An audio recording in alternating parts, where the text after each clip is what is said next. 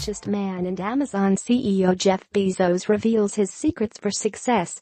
Bezos, pictured, doesn't like to multitask.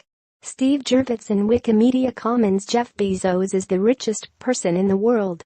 The Amazon CEO also owns the Washington Post and an aerospace company called Blue Origin. During an interview at the Summit Series in Los Angeles in November, Bezos divulged some of the secrets to his insane fame and fortune. TechCrunch posted tidbits from the conversation.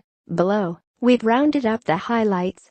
Jeff and Mackenzie Bezos have been married 24 years. They met when Bezos interviewed Mackenzie at investment management firm D.E. Shaw. After a series of blind dates with other people, Bezos said he knew he'd found his life partner when he saw that Mackenzie was resourceful. "I wanted someone who could get me out of a third-world prison," he said at the Summit Series.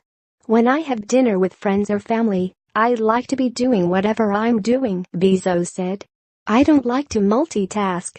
If I'm reading my email, I want to be reading my email with his full attention and energy." Indeed, scientists say only about 2% of the population is capable of multitasking.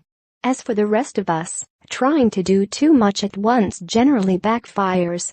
"I have this fantasy of being a bartender," Bezos said. "I pride myself on my craft cocktails." That said, Bezos admitted he's very slow. In his fantasy bar, there would be a sign saying, "Do you want it good, or do you want it fast?" Bezos said everyone has two options for creating their life story.